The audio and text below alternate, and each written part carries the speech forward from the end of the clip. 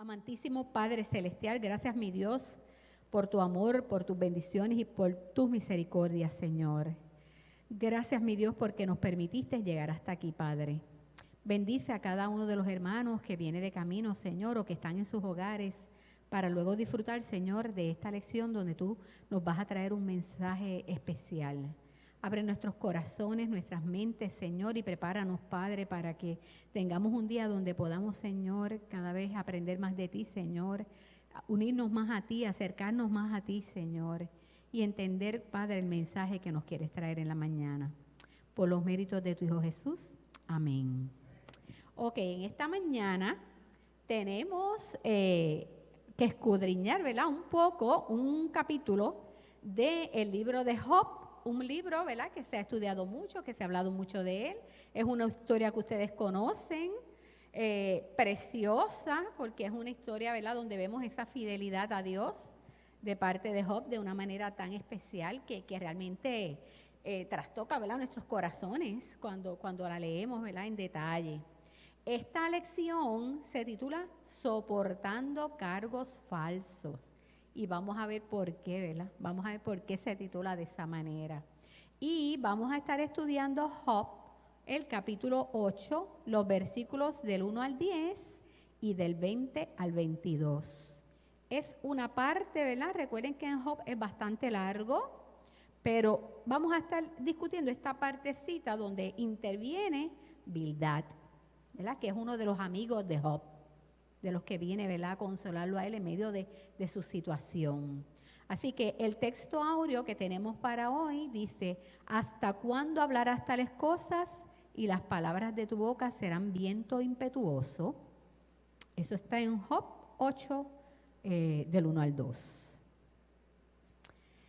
¿Cuáles son los objetivos de la lección, verdad? Que podamos evaluar las ideas y los argumentos teológicos presentes en el texto que intentan articular una respuesta al sufrimiento humano y a la justicia de Dios. O sea, vamos a estar viendo lo que es el sufrimiento humano, cómo el Señor, ¿verdad?, trabaja con eso. Adoptar un entendimiento teológico constructivo, pero sobre todo un compromiso de cuidado a las personas que están y sufren adversidad. Con eso queremos salir de aquí, ¿ok? ¿Qué tenemos que hacer con ese que está sufriendo? Vamos a ver qué fue lo que hizo su amigo Bildad con Job. Pero vamos a ver qué es lo que Dios quiere, qué es lo que Cristo quiere que nosotros hagamos con esas personas que están sufriendo, ¿ok? O lo que hagamos, ¿verdad? Porque nosotros también tenemos nuestras cargas, nuestras adversidades. ¿Cómo las vamos a trabajar? Le traje un poquito, ¿verdad?, de detallitos del libro de Job. Cuando ocurrió ese evento de Job, se cree que fue para la época de los patriarcas, ¿verdad?, de Abraham, de Isaac, de Jacob, por allá entre el 2000 y el 1500 antes de Cristo. ¿Por qué se cree que fue para esa época? Porque Job, cuando habla de Dios, lo llama Elohim, Shaddai, todopoderoso, ¿verdad? Así que al utilizar esos términos, ellos entienden que eso fue antes del exilio, antes del éxodo, y por eso es que creen, ¿verdad?, que fue mucho antes de Moisés. ¿Cuándo se escribió y quién lo escribió? Pues no se sabe, ¿verdad? No se sabe quién escribió el libro de Job, pero sí se sabe, bueno, se cree, ¿verdad?, también que fue durante el reinado de Salomón, aproximadamente para 900 antes de Cristo, y el destinatario pues es el pueblo de Israel, ¿verdad?, el pueblo israelita. Como ven en esa foto, ustedes saben que Job era un hombre bendecido, tenía tierras, tenía animales, familia, casa, propiedades, o sea, era un hombre que estaba muy bien. Y sabemos, ¿verdad?, lo que pasó luego. Vamos a ver. En resumen, Job, el libro de Job es parte de la Biblia hebrea, la parte conocida como el Ketubín, o no sé cómo se pronuncia, ¿verdad? Ketubín, que es la parte de los escritos, y yo busqué un poquito más, ¿verdad? Porque estas son gotitas del saber que a uno le gusta siempre, ¿verdad?, buscar un poquito más. Y dice que el libro hebreo, ¿verdad?, estaba compuesto de 3 partes y se conocía como el Taná o Mikra, que eran 24 libros sagrados canónicos del judaísmo. La primera parte era el Torah, que ustedes ya lo han oído, ¿verdad?, que es el Pentateuco, donde estaba la ley, que se compone de los primeros 5 libros. Está el Nevim, que ahí habla de los profetas, mayores y menores, y entonces el Ketubim, que son los escritos. Y ahí están, ¿verdad?, todos estos demás libros, incluyendo a Job. Todos ellos estaban escritos principalmente en hebreo antiguo, y había alguno que otro que tenía cositas en arameo, ¿verdad?, pero en el antiguo. A la verdad que esto es una bendición. Cuando uno se pone a hacer estas clases, uno se pone a buscar y uno aprende tanto, porque uno sigue buscando y entonces uno quiere seguir poniendo cosas, pero realmente, ¿verdad?, tenemos que seguir con la lección. A lo largo de la historia, ¿verdad?, los teólogos, los escritores, los investigadores se han hecho estas preguntas. ¿Cómo se puede explicar el sufrimiento humano desde la justicia de Dios? Es una pregunta difícil. Bueno, ¿verdad?, yo no sé si ustedes la consideran difícil, yo la encuentro difícil. ¿Y por qué las personas buenas les suceden cosas malas? ¿Verdad que a veces nos preguntamos eso? Dios mío, pero si eso es un alma de Dios, ¿por qué le pasó eso? ¿Por qué se le murió el hijo? ¿Por qué se quedó sin trabajo? ¿Por qué le dio esa enfermedad tan terrible? ¿Por qué le dio COVID? Nos preguntamos, ¿verdad?, de personas amorosas, buenas. Lo de Job, sí, probablemente. Sí, que fue algo que ese escritor la hizo de su imaginación, pero ¿saben qué? Con que haya sido así, uno se pone a pensar y uno dice, realmente Dios tiene un propósito para todo, o sea, y aunque haya sido de esa manera, uno leer esa historia, qué mucho, ¿verdad?, le ayuda a uno a fortalecerse y a ver que en medio del quebranto, de la tristeza, del dolor, que todos lo sufrimos de una u otra manera, ninguno estamos exentos de sufrimiento, pues, ¿qué tenemos que hacer? Como Job. Job se mantuvo fiel. Y entonces les traje un mapita, ¿verdad?, para que se ubicaran en el lugar, más o menos, ¿verdad? Dice que Ur quedaba por la región de Edom, que por ahí es que se supone que se llevó a cabo, ¿verdad?, esta historia de este hombre que no era judío, porque no era judío. Y ustedes, si se ponen a leer a Job desde el principio, ¿verdad?, van a ver que esto comienza entre una conversación entre ¿quién? Entre Satanás y Dios, ¿verdad?, donde Satanás empieza a increpar a Dios contra este hombre. Él te sirve y todo, pero ¿por qué? ¿Por qué te sirve? Porque estaba bien, porque tenía tierra, porque tenía animales, no le faltaba nada. Tenía hijos buenos, tenía una esposa, o sea, él tenía todo lo que uno pudiera pedir como ser humano en la tierra. Y Satanás le decía, si le quitamos esas cosas, yo te aviso a ti si él te va a servir, porque Job, como vieron en la foto que les enseñé ahorita, hacía sacrificios al Señor después que cosechaba, ¿verdad?, porque él, en agradecimiento al Señor, porque eso era la costumbre. Así que Satanás le dice, yo te aviso a ti si él va a estar agradecido contigo si tú le quitas esas cosas. Y ahí es que empieza la historia, ¿verdad? Le dice, no, pues está bien, vamos a quítale las cosas, pero no lo toques a él, ¿verdad? No lo toques a él. Y empieza, entonces, de momento viene la tribulación. Se le mueren todos los animales, pierde las tierras y además de eso, pierde ¿a quién? A los hijos, ¿verdad? Vino como un tornado o algo así, destruyó la casa donde estaban todos ellos celebrando y se murieron. Y entonces, a todo esto, ¿qué hace Job? Se mantiene fiel al Señor. Que a pesar de que haya perdido todo, miren cómo dice él ahí, en el 1:21, y dijo Job, desnudo salí del vientre de mi madre y desnudo volveré allá. Jehová dio y Jehová quitó. Sea el nombre de Jehová bendito. Esto es un versículo, ¿verdad?, que le estremece el corazón a uno. Pero fíjense que él cómo él lo toma, ¿verdad? En medio de toda esa pérdida, cómo él lo toma. Y yo rápido, ¿verdad? Lo traigo acá, porque a veces uno se preocupa tanto por arreglar la casa, por ponerle esto, por ponerle aquello, y total, uno se muere y no te puedes llevar la puerta nueva y eso no quiere decir que uno no lo haga, ¿verdad? Porque como parte de nuestra vida en esta tierra, uno aspira a tener unas cosas, ¿verdad? Y pasarlas mejor y qué sé yo, con los temblores. Todo lo perdieron, todos sus sacrificios, ¿verdad? Pero lo importante es cómo lo tomen. Lo importante es cómo lo tomen. Porque, ok, tú lo pierdes todo, pero mira, hay que dar gracias por la vida y seguir adelante y volver a empezar. Volver a empezar, ¿verdad? Así que, como Job. Así que, en medio de toda esta historia de sufrimiento, ¿verdad? Job tenía sus amistades y sus amigos, como los tenemos nosotros, que son los que uno espera, ¿verdad? Que en momentos de calamidad y de problemas vengan y nos consuelen. Pues así mismo, él tenía 4 amigos, Elifaz, Bildad, Zofar y Eliú. Y ellos vinieron ¿a qué? A consolar a Job. Y algunos de ustedes me pueden decir cómo consolaron a Job. En general, ¿verdad? ¿Cómo fue ese consuelo? Como él esperaba, como ustedes esperarían. Fue todo lo contrario, ¿verdad? Y lo vamos a estar viendo en específico hoy con Bildad, ¿ok? Porque, ¿verdad?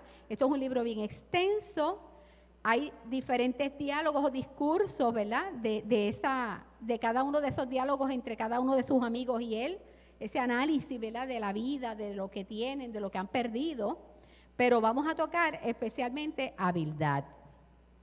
Y miren, y claro está lo que ellos trataban de ayudar, ¿verdad? Y consolarlo a él, todo relacionado a ese sufrimiento. Cuando hablamos de Bildad, que es de quien va a estar relacionada la lección de hoy, vamos a ver un poquito, ¿verdad? Lo que quiere decir ese nombre, ¿verdad? Siempre buscamos un poquito. Significa hijo de contención o controversia. Vamos a ver por qué. Y busqué un poquito más, ¿verdad? Además de hijo de contención, hay otros lugares donde dice que puede ser hijo de Adad, que era un dios cananeo. Puede significar eso. Sabemos que era el amigo ¿verdad? De Job y que le llamaban el Suita. Pues algunos piensan que era descendiente de Sua, que era un hijo de Abraham, y eso lo pueden ver en Génesis 25. Pero hay otros que dicen que él venía de, no sé si se dice Suhu o Shuhu, ¿verdad? Que era en la región del Éufrates. Y que de ahí era que venía el origen de ese nombre, Bildad. Pero vamos a seguir entonces. Vamos a empezar ahora con realmente qué fue lo que sucedió, ¿verdad? Entre Bildad y Job. ¿Qué le vino a decir Bildad? El versículo número 1 dice, y le dice Bildad, el suita a Job, ¿hasta cuándo hablarás tales cosas y las palabras de tu boca serán como un viento impetuoso? ¿Acaso torcerá Dios el derecho o pervertirá el Todopoderoso la justicia? ¿Por qué le dice eso? ¿Qué estaba pasando antes de ahí? Si alguno recuerda. Recuerden que, ¿verdad? Job había perdido todo, a su esposa, todos sus bienes. Y aunque él en ningún momento maldijo a Dios ni le echó en cara a Dios, pero ¿qué empezó a hacer él? Se quejó, ¿verdad? Se quejó, le decía, Dios mío, pero ¿por qué me está pasando esto, verdad? ¿Hasta cuándo? Acuérdate de mí. Que nosotros lo hacemos, ¿verdad, Señor? ¿Hasta cuándo va a durar esto? Fíjense, él no culpaba a Dios, o bueno, indirectamente a lo mejor le estaba diciendo, ¿por qué me estás haciendo esto? Tú sabes, ¿por qué? ¿Cuánto esto va a durar? Y entonces Bildad le dice, o sea, como dice Caco, o sea, que Dios no es justo. ¿Por qué le dice eso? Porque si ustedes recuerdan, en esa época, ¿verdad? En esa época en que están viviendo, ellos pensaban que todo lo que a ti te pasaba era culpa de Dios o era castigo de Dios, ¿verdad? Cuando te pasaban cosas malas, ellos entendían que algo tú le habías hecho a Dios y Dios te estaba, castigando. Así que Si entonces estamos viendo que Bildad vino a consolarlo, pero realmente lo vino a consolar. ¿Sí? ¿Acaso torcerá Dios el derecho o pervertirá el Todopoderoso la justicia? O sea, nosotros sabemos que Dios es un Dios justo. Y para Bildad también pensaba que Dios era un Dios justo, pero de una manera como nosotros no la vemos en este momento. Porque nosotros sabemos que Dios nos ama y no nos castiga. O sea, si nosotros cometemos actos, ¿verdad?, que no son como se deben, porque nosotros cometemos errores como seres humanos, pero Dios no está ahí para castigarnos. Oh, hiciste esto, espérate. En ese momento ellos creían eso, pero era en ese momento de la historia. Recuerden que ellos se dejaban llevar por el Torá, por las leyes. ¿Y qué decían esas leyes? Ah, mira, si tú haces esto, vas a recibir esto. Si tú no sigues los mandamientos, te vamos a castigar con tal y tal y tal cosa. O sea, todas eran unas leyes bien fuertes. Bildad era joven, ¿verdad? Y como vemos, rápido le zampó. O sea, le dijo, algo tú o sea, entre comillas, estaba diciéndole, algo tú hiciste que Dios te está mandando todo esto. Tú probablemente eres culpable, ¿verdad? Y Dios te está castigando. Y Bildad lo hace, claro está, porque él entiende que esa era la forma. O sea, y que Dios era su justicia, era de esa manera. Y entonces al ver que Job se estaba quejando, él dice, espérate, no te quejes, porque Dios es justo. Y si tú estás pasando por esto, por algo es, ¿ok? Así que en esto tiene ciertamente la razón, pero no puede convencer a Job porque la raíz de su error está presente en las ideas de todos ellos. Dios debe castigar el pecado y Job debe ser un pecador porque está siendo ¿qué? Castigado. Ok, después dice en el 4, seguramente tus hijos pecaron contra Dios y Él les dio el castigo merecido. Recuerden que Job en todo momento decía, ¿verdad? Él sentía que él no se merecía eso. Él no se merecía lo que estaba pasando. Así que entonces ellos le decían, Bildad le dice, ok, pues entonces si tú no fuiste, tuvo que haber sido ¿quién? Uno de tus hijos. Uno de tus hijos o algunos de tus hijos que hicieron algo y por eso Dios te está castigando y está llevando a cabo su justicia, ¿verdad? Así que Bildad estaba molesto porque Job seguía afirmando que era inocente, mientras objetaba la justicia de Dios. El argumento de Bildad era así, Dios no puede ser injusto y Él no castigaría a un hombre justo. O sea, si Job era justo, ¿por qué le estaba pasando todo eso? Algo Él tenía que haber hecho. Por lo tanto, Job debe ser injusto. Bildad sintió que no había ninguna excepción a esa teoría. Esa era la creencia no solamente de Bildad, sino de todos ellos. ¿Ok? Así que Bildad, al igual que Elifaz, creía equivocadamente que las personas sufrían solo como resultado de sus pecados. Nosotros ahora, ¿verdad?, sabemos que no es así. Y Bildad fue aún menos compasivo y sensible, ¿verdad?, cuando le dijo, bueno, pues si no eres tú, pues entonces fue uno de tus hijos. O sea, usted en medio del sufrimiento que tiene, en medio del dolor que está pasando, perdió a sus hijos, perdió a su esposa, perdió todo, y que vengan y te digan, no, eso fue que uno de tus hijos hizo uno de tus hijos. Imagínense cómo Job se tuvo que haber sentido. Peor todavía, o sea, ellos vinieron a consolarlo. Vinieron a darle con el látigo, ¿verdad? Bendito, a crearle más dolor y sufrimiento. Sí. Sí, oyeron a Caco, ¿verdad? Que Bildad lo que quiere es que Job confiese que hizo algo malo y por eso, ¿verdad?, es que está recibiendo todo esto, este problema, esta situación que tiene, ¿verdad? Y le dice, mira, si tú lo confiesas, si tú lo dices, mira, Dios te va a perdonar y vas a volver a tener prosperidad, que lo vamos a ver más adelante. ¿Ok? Eso era lo que Bildad quería, porque era la creencia de ellos. Tú hiciste algo malo, vas a recibir algo malo. Si tú pides perdón, si tú te arrepientes, pues entonces Dios es perdonador, es compasivo y Él te va a ayudar y vas a salir de la situación. ¿Ok? Y mire, como estaba diciendo usted, es la realidad lo que estamos viviendo. Por eso es que tenemos que estudiar estas cosas, ¿verdad? Y ver ese mensaje, porque realmente todavía hoy en día hay gente que viene a donde usted y en vez de consolarlo, lo que hace es decirle palabras hirientes, palabras que a usted lo hacen sentir peor de lo que usted está. O sea, cuando se supone que vengan a consolarte y a darte apoyo, porque ¿verdad? No lo tenemos claro. Aquí del 5 al 7 dice, busca a Dios, ¿verdad? Que es lo que dice Caco, mira, arrepiéntete, busca a Dios. Dios es compasivo, pide perdón.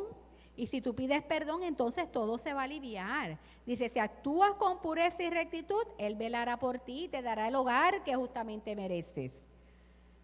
Y al final le dice, la riqueza que tenías no será nada comparada con lo que tendrás después. O sea, mire, le está profetizando lo que va a pasar después porque sabemos que fue así. O sea, sabemos que después al final, ¿verdad?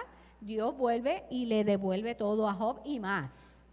¿Ok? Porque se mantuvo como fiel al Señor. Él era justo. Ok. Así que Bildad, ¿verdad? Le recomienda a Job que vuelva a Dios con todo su corazón, que todavía hay esperanza para recibir el favor divino si pedía perdón. Para él, Job debe de buscar a Dios, rectificar sus males y rogar misericordia al Todopoderoso. Bildad pasa a consolar a Job con una promesa de prosperidad, como les dije, y predijo lo que iba a suceder al final. Luego le dice, consulta a las generaciones pasadas, aprende de la experiencia de los antiguos. Nosotros somos apenas de ayer y nada sabemos. Nuestros días en esta tierra pasan como una sombra, pero los antiguos podrán hablarte y enseñarte muchas cosas. Así que Bildad está hablando todo esto y diciéndole a todo esto a Job, pues de lo que él había aprendido de sus antepasados. Bildad pasa, ¿verdad?, a justificar su doctrina de la justicia de Dios, evocando a quién, a los antepasados, porque eso fue lo que él aprendió, de que si tú cometías algo mal, vas a recibir un castigo, y si pides perdón, pues entonces todo se va a arreglar nuevamente. En el 11, que no vamos a llegar hasta el 11, ¿verdad?, le hace cita de un proverbio egipcio que decía, las plantas necesitan del agua para desarrollarse y florecer, así los humanos necesitan de Dios para crecer y prosperar. O sea, que le decía, mira, vuelve al Señor, rectifica, pídele perdón, arrepiéntete, y ya verás que vas a prosperar. Finalmente, 20 al 22, ¿qué dice? Dios no abandona al hombre intachable, ni brinda su apoyo a los malvados. Él hará que vuelvas a reír y que grites de alegría. En cambio, tus enemigos se cubrirán de vergüenza y la casa de los malvados será destruida. O sea, vuelve otra vez, mira, si te arrepientes, porque si tú eres justo, mira, el Señor te va a prosperar, te va a dar lo que tú necesitas, vas a volver a tener, ¿verdad?, lo que perdiste. Así que concluye su discurso resumiendo la idea central. Dios no se olvida del justo. Si Job se arrepintiera, de nuevo se llenaría su vida de risas y de alegría, ¿verdad? Como dice en el Salmo 126. Nuevamente culpa a Job y a su familia por las calamidades sufridas. Lo enjuicia, lo señala como responsable de su situación actual. Job debe soportar cargos falsos, ¿verdad? Porque Job en su corazón sabía que él no había hecho nada para merecerse toda esa desdicha y todo ese sufrimiento que tenía. Tenía que soportar, ¿verdad?, que ellos pensaran que sí, que algo o él o su familia habían hecho para que entonces Dios le diera todas estas calamidades. No sabían lo que estaba pasando tras bastidores, ¿verdad?, en esa lucha, en ese discurso o ese diálogo entre Satán y Dios. Y miren, no es Job nada más, es que nosotros hacemos lo mismo, ¿verdad? Nosotros hacemos lo mismo a veces. Cuando una persona, vamos a traer el ejemplo de ahora, el COVID, ¿verdad? Hay personas que le da el COVID que uno dice, se lo buscó, para que uno usara la mascarilla, porque uno ¿por qué se fue para la playa? ¿Por qué se fue para el concierto ese? ¿Verdad? Juzgamos. Eso estaba pasando con Job también. Juzgamos sin saber más allá en vez de consolar, porque en medio de la situación que esté pasando, uno no sabe por qué la está pasando. Nosotros no somos quienes para estar juzgando el por qué.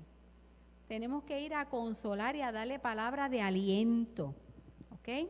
Así que, ¿qué queremos ver entonces con esta lección? En el Viejo Testamento, ¿verdad? Podemos encontrar muchas situaciones que nos pueden hacer pensar como Bildad. En Deuteronomio 28, por ejemplo, decía, pero si no escuchas la voz del Señor tu Dios, a fin de procurar cumplir todos sus mandamientos y sus estatutos, yo te mando hoy, todas estas maldiciones vendrán sobre ti y te alcanzarán. Ellos pensaban de esa manera en ese tiempo, que si no hacían lo justo, ¿verdad? Y no se comportaban, iban a recibir castigo. Por eso es que Bildad le habla de esa manera a Job. Pero la enseñanza de Jesús ya nosotros conocemos el Nuevo Testamento. Ya nosotros sabemos que el Señor, ¿verdad?, mandó a su Hijo aquí y el Señor vino con otras enseñanzas diciéndonos, mira, Dios es un Dios compasivo, Dios es un Dios de amor, Dios está contigo en todo momento. Y esas dificultades y problemas por las que tú pasas, las pasa cualquier ser humano. Unos en mayor medida, en menor medida, unos antes, otros después. Pero todos pasamos por dificultades y problemas y no son castigos de Dios, como pensaban ellos. ¿Ok? Así que la enseñanza de Jesús es enfática al identificar el acompañamiento divino en medio del dolor humano. Tenemos que estar claros en eso, en medio de nuestras situaciones. ¿A dónde vamos a ir? A los pies del Señor. Ahí es que tenemos que ir. Porque Él está con nosotros en todo momento. Él está en los momentos felices, en los momentos de enfermedad, en los momentos de dolor. Pero eso lo tenemos que tener claro. Tenemos que confiar en eso. ¿Y eso cómo lo logramos? Con una relación con Él. Compasión viene del latín compasión, ¿verdad? Que significa sufrir con. Así que Dios es un Dios compasivo, que cuando tú estás sufriendo, Él está contigo en todo momento. No debemos de olvidarlo. Debemos repudiar el discurso de Bildad, ¿verdad? De que tú estás sufriendo, porque hiciste algo malo y te tienes que arrepentir. No. Las cosas ocurren, pues, por alguna razón, pero no podemos estar culpando a Dios de eso.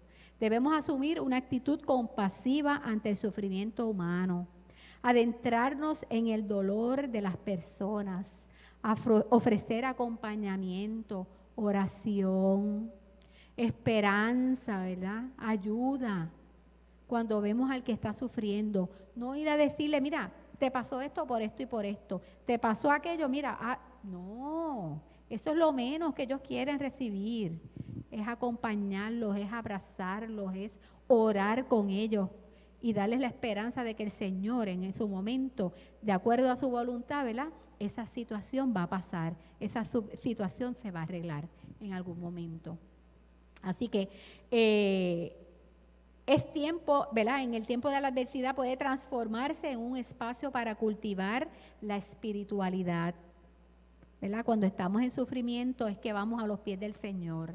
Cuando estamos en alegría y en gozo, también tenemos que estar en los pies del Señor. Pero a veces se nos olvida, ¿verdad? Porque estamos gozando. Tenemos un problema, rápido vamos a los pies del Señor. Pues mira, eso nos ayuda a aumentar nuestra espiritualidad, a entender mejor al Señor, a estar ante su presencia.